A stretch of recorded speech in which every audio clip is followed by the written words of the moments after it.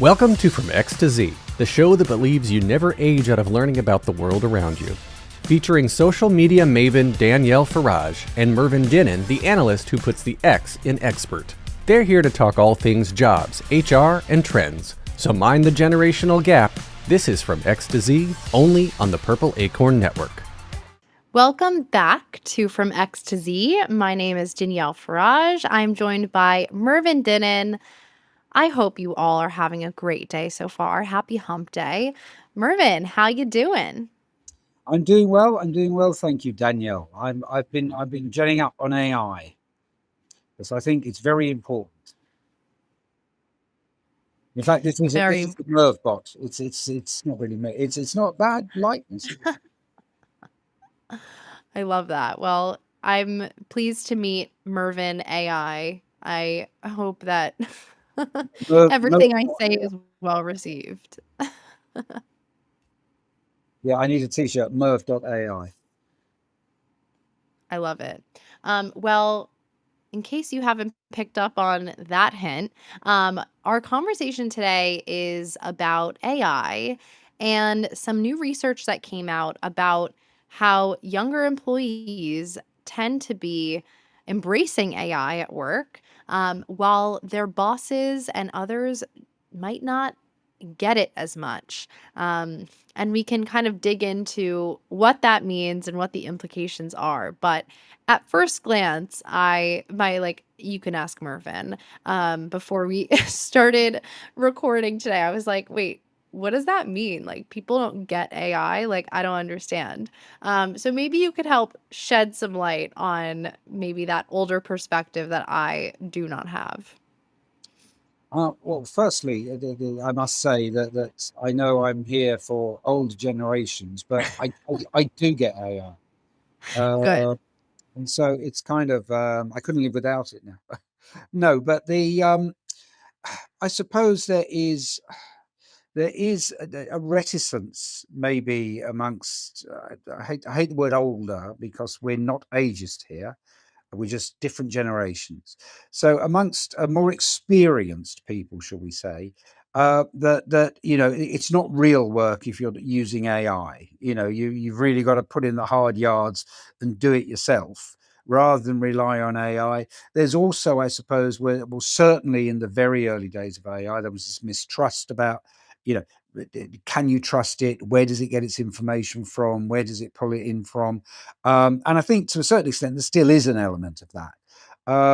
But I think that certainly AI is coming more and more into what people do every day. Even those who think they don't use AI, it's on their phones. It's on their thing. Even I say even. I don't mean even. My wife, who has a job that does not involve AI particularly, even she now knows to use the AI search function on her phone to find information out. It's being integrated into Siri too. Yes. So it's kind of it will cross generations eventually. But I think that it was this is research from UKG, our friends at UKG, who haven't sponsored this episode. Nobody asked them. But yeah, I mean, it's an interesting data that obviously we'll kind of unpack. But yeah, I mean, it's obviously Gen Z are the most, as they say, eager and proactive in integrating AI into their daily work routine. And yeah, it saves them time. Up to an hour and a half a day. Yeah, and I think at least I can speak for myself when I say that I really value efficiency. Like, that's always been a theme for myself, even just the way that I direct myself and, get myself from point A to B. It's like it's always, or most of the time, about efficiency. What's the most efficient way to get there? And I think that with the introduction and like mass adoption of AI and this new wave, I'm like, yeah, why would I sit around and, look for typos in my email when I could just put it through ChatGPT and figure out a grammatical error in literally 2 seconds. And it just doesn't make any sense to do it another way. And so I feel like there is this tension that's growing, and whether or not it will continue to grow, I'm not sure, because I hope that there's more adoption and there's less reticence in, adopting AI, but I think it is causing this intergenerational tension to build, where it's like an older or maybe someone who doesn't use AI as much person will come to a younger employee, and this happens every day. I'm hearing stories about it constantly, and will say, can you do XYZ, or how do you, I literally have a real world example. It was, how do you turn this document into a PDF? It's like a Word doc to a PDF. And it's like, that's not necessarily something you need to do with AI, but it is something that AI could do for you. And it's like the suggestion of, oh, you could use ChatGPT to do XYZ, and it could be really easy. And then there's like an immediate kind of what you were talking about, this like, no, like, oh, no, I don't want to do that, or like, I'm scared of that, or, there's this hesitation. Does that come from that lack of trust? Does it come from a fear of, using these new tools, engaging with the tools? Like, where does that come from? I think is like the biggest question on the minds of younger people. Yeah, well, I think that it was interesting because in the research, it was around half of Gen Z employees, feeling their bosses just don't understand AI. They don't understand the benefits, what it can do for them. Yeah. And but on the other side, because possibly they don't understand that, you had this with senior leaders in particular underestimating the AI fluency that Gen Z has. So that the way it's integrated into daily tasks and things like that. So it's kind of the I think AI use within organizations, there needs to be almost like a more inclusive approach, so that it's whoever leads the integration in organizations, be it the tech department, be it senior manager, is this kind of explaining the what the benefits are, so that they can understand it's not some kind of piece of magic that youngsters use to palm them off. It's something that they can integrate into their day-to-day working lives as well. Yeah, and it's funny because I was talking to an organization about doing an intro to AI, like a 101 type course for them, and facilitate, a couple of different sessions for their younger employees. Because I think the hesitation also can impact younger employees, where they're like, my boss has told me I can't use AI to do my daily tasks. I don't want to be breaking any rules, so I'm not going to do it. And then they end up falling behind.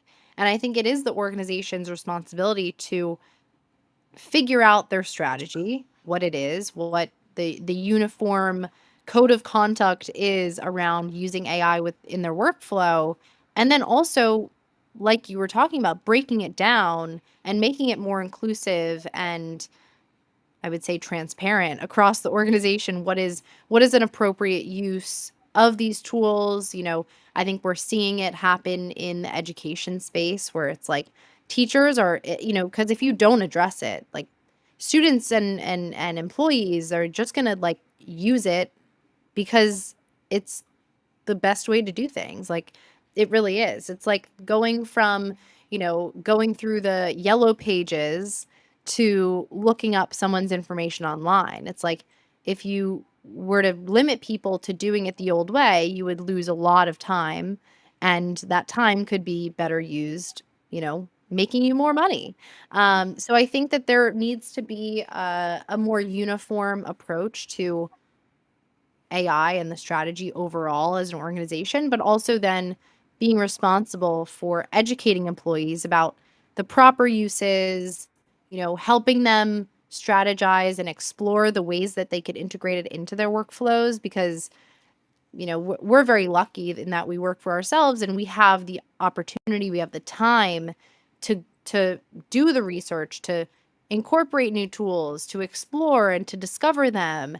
Whereas the average employee, if you're working, 40 to 60 hours a week, you might not have the time or even want to invest it outside of work to explore these tools. So I think that that's another area where you could dedicate some of the time that you maybe save with AI to learning about AI, and also to IRL connections between employees, which I've talked about before.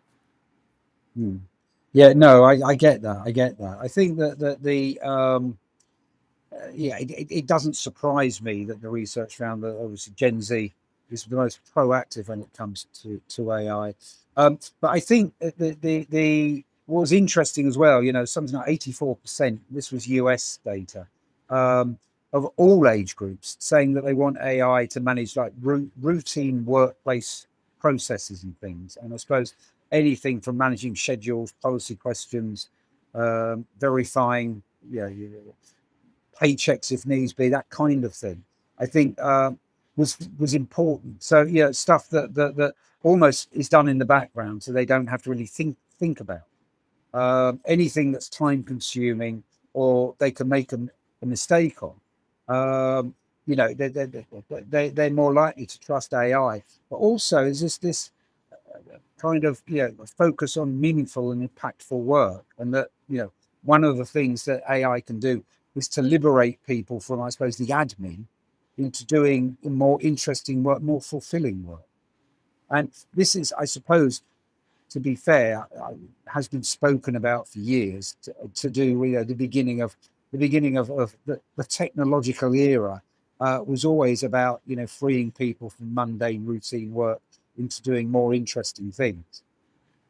Yeah. I mean, I think of, an easy example is I'm planning a birthday party because my birthday is July 23rd. And we have Thank a you for letting me know podcast. This might come out on July 23rd. Um, and so, I'm like, okay, I don't like writing descriptions for like these events. Like I don't enjoy it. It's not something that comes naturally to me, but I can ask ChatGPT to do it. So, and this example could be for planning an in-house event. It could be for anything. But so I immediately take to ChatGPT and I ask it, can you come up with a description for my birthday party? It's called Race to 27.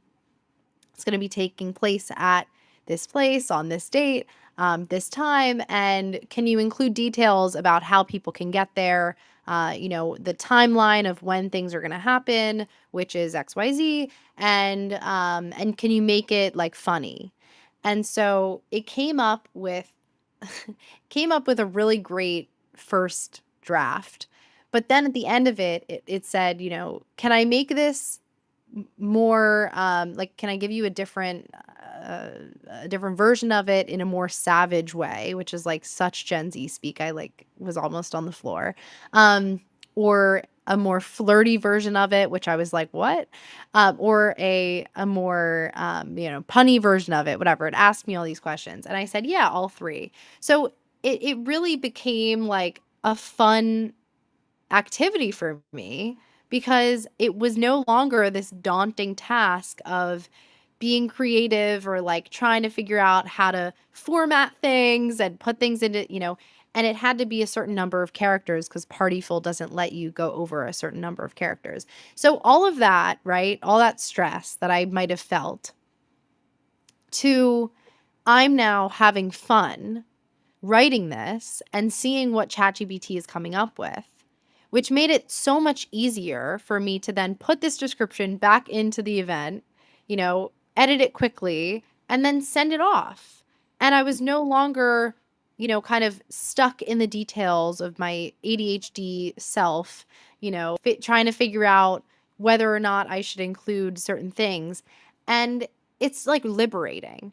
And for someone to not want to use this tool or not want other people using this tool, I say to them, no, thank you. I'd rather I'd rather not. I'd rather do it in secret, and not let you know that I'm doing it than not use it at all. Because once you go to using ChatGPT or any number of these tools, you never want to go back the other way. And I think it's unrealistic to think that people are not going to use these tools. It's unfair.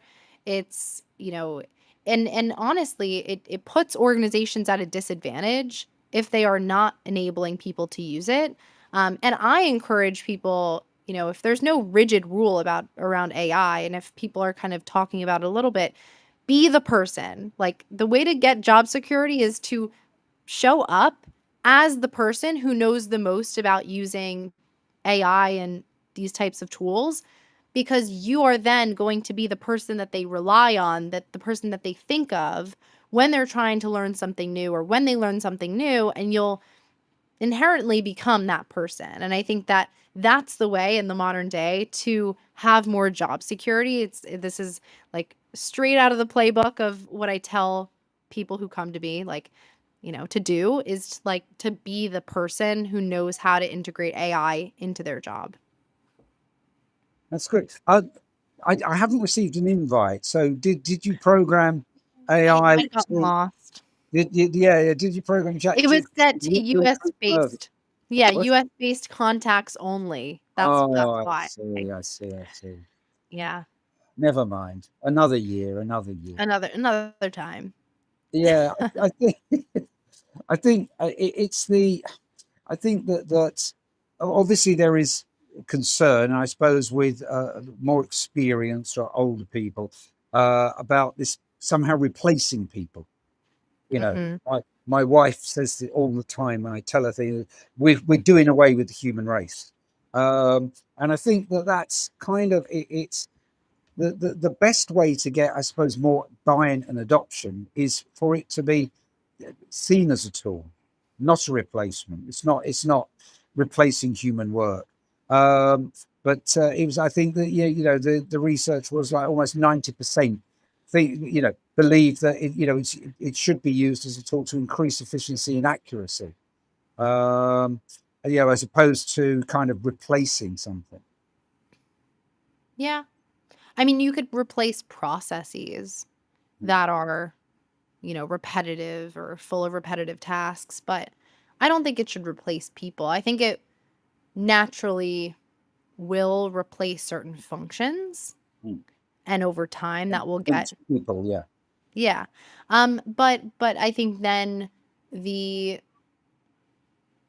the people will, adapt. And I think of like the industrial space is a great example. Because I think the white collar job market is going through what blue collar workers went through in the past like 10, 15 years, where there was this huge adoption of new automation and technology that would replace, your average factory worker would replace them, right? And we have Amazon warehouses that are full of robots, like totally automated. But then you have, you still have people delivering packages.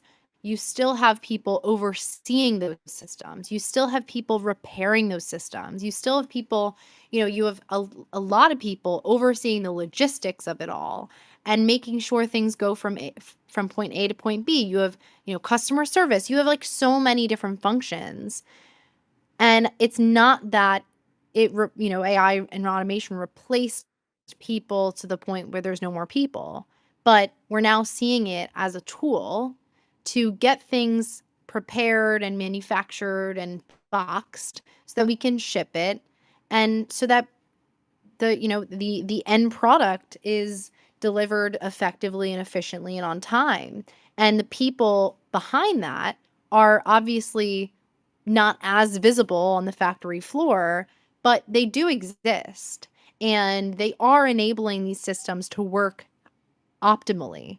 And I think that's something that we might forget, right? Is like the blue collar, in the industrial and manufacturing spaces saw this wave of new technology a lot of years ago. Now, speaking from how much things are changing today. And I think we can look to that as an example of like how things might shape up for more white collar work. Yeah. Oh, definitely. I think thinking about the workplace, AI can, I think, greatly improve as the research indicated. Things like employee experience, across all generations, not just for Gen Z. Gen Z are the early adopters. They're the people, using it the most, I suppose, and finding all the new user cases for it. But I think gradually, and you're beginning to see this now, across most stuff. I don't like the word older, more experienced, increasingly, hey, I can use it to do this. It can save me time. It can do, and it's kind of, you know, helping productivity, simplifying workloads, and I suppose that kind of human connection. We on the one hand, technology takes away human connection in the workplace, but on the other hand, this is a way to give some of that back, by taking some of the load off, to give Yeah. humans more time to interact and more times to share, more time to share knowledge, experiences, and kind of, I can help you Yeah. with that, and that kind of thing that helps the generations.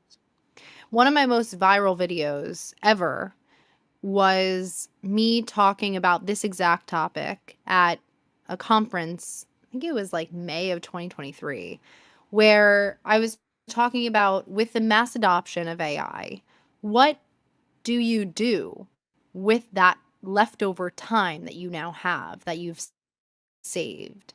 Let's say you cut your daily tasks from taking you 8 hours to taking you 5 hours. What do you do with that extra time? And not just on the individual level, but on the team and the organizational level. What are you doing with the time that you're saving across the organization? Are you upskilling? Are you bringing people together to interact with each other? Are you making time for that in person connection and for events and for cultural moments and moments that matter, right? We talk about that in the world of HR. And I don't think that many organizations are thinking proactively about that. It might be, a week of learning here or there, or maybe not at all. But I think on the whole, organizations need to be thinking about, what are we doing with this leftover time? Are we just assigning people more work? Are we giving people more time to be with their families? Are we, giving people time to learn from each other? And I'm a big advocate of, and I've done this workshop. It's called friend. It's like basically about friendtorship, and it's like, you bring people together of all different generations to talk about the 3 L's. What am I learning? What can I learn? What can I leave to the world around me? And what can I leverage? What can I leverage to, pursue my goals and to level up in my organization, or to increase my skills, right? And I think that we culturally need to be investing more in these in-person connection, and moments, where we used to be maybe doing more mundane tasks. And it's, I have yet to hear about organizations that are doing this super proactively. I am doing a workshop in a couple weeks, at an organization doing an upskill week. So a whole week of learning, which is really, really cool to see. But, I'd love to see more organizations doing that type of thing. Oh, definitely, definitely. It's a great opportunity for bringing people together. If you are creating more time for people, in the workplace, and it doesn't matter if you're physically in the workplace or remote, because we've all got the tools to collaborate and interact online. Yeah. it's using the time you save, um, productively. And that can be, upskilling, that can be learning, that can be better, be bringing people together, for just, brainstorming, for to share ideas, to kind of, why can't we do that? And why can't we do this? And share examples. So you're obviously independent, but if you work in an organization, there's no reason why you can't do workshops. I mean, I worked for a company, a recruitment business, and there was just one of the guys who worked there was a very good guitarist. He played evenings and weekends in a band. And he just one day said to the owner, said, look, you know, I've had 2 or 3 people saying, could I teach them how to play the guitar? Are you okay 1 or 2 lunchtimes a week if I just do, yeah. So lunch breaks an hour. If they do like 15 minutes each sound, in 45 minutes, we do a guitar lesson for half a dozen people. Too And cool. they said, great idea. And it's kind of it. And I was one of the ones that did it. And it was kind of it the fact that you were able to do it, and the organization felt, not like, it's an hour's lunch break, but we really only want to take about 10 minutes and sit at their desks and still work. But they were quite in line and said, no, it's really important. It's what makes culture. It's what makes this a great place to work, that we allow people to do things like that. So that, Totally. it's an example of how these things can happen. And again, that can be a intergenerational thing. It can be, knowledge, s- knowledge and skill sharing. Yeah, there's lots of things that you could use that time for productively. I 100% agree. Yeah. I know people might want us to disagree on a lot more than we do, but Mm. I Okay, tend to yeah. agree on that. And and You and youngsters, also, you just want it all online. Yeah, giving me a pen and paper. no, Uh, it's ever, totally wrong. It's total that's totally wrong, and it's a perception that I think dominates. It's a very untrue stereotype. There's literally, I'm looking at a piece right now from Work Life it's talking about the big unplug, and maybe we'll talk about this next time, but mm, much of Gen Z favors, and wants to be offline. There's this new trend of digital detoxing where people are buying, old phones that aren't smartphones to intentionally detox and to intentionally get off screens for more time in the day.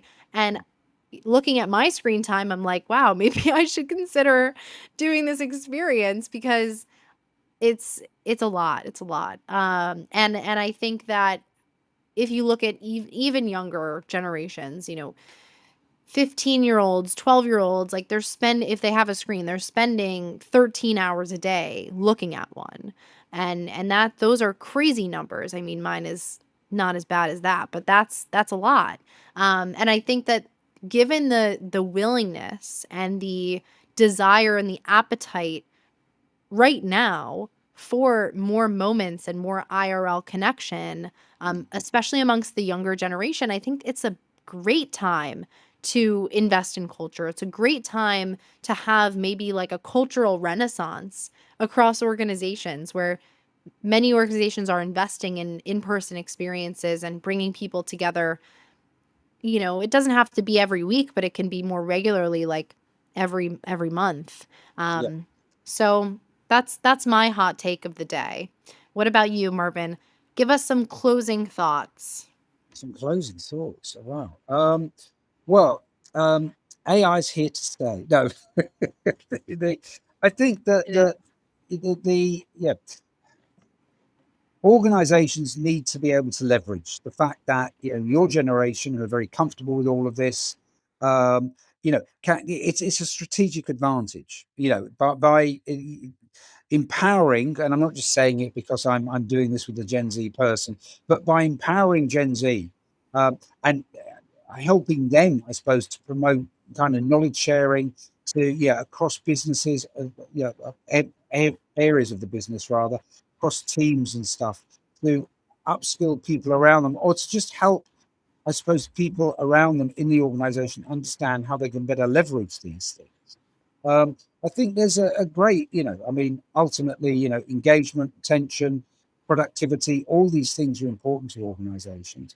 And this is a tool to make it happen. And I think that, yeah, they probably do need your generation to lead the way in that. Yeah. And I would build on that and just say, don't underestimate the value of that type of upskilling, especially if it's coming from younger workers. And what I mean by that is, don't take advantage of the young people because they feel it.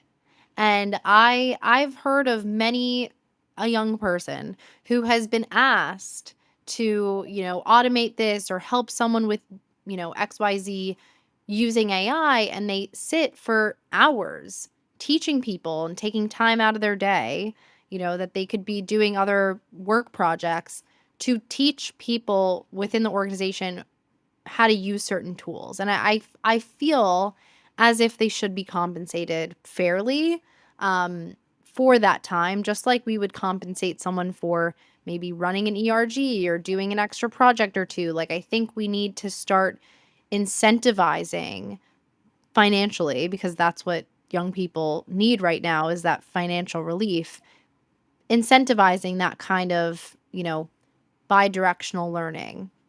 So that's my hot take for the day. I guess that's my second hot take for the day. But thank you all so much for joining us on this episode of From X to Z. I hope you learned a lot. I definitely learned a lot. Always a pleasure chatting with you, Mervyn. And see you back next week for another episode. We will do. And yeah, it's always a pleasure to talk to you then. Thank you. All right. Bye, everyone.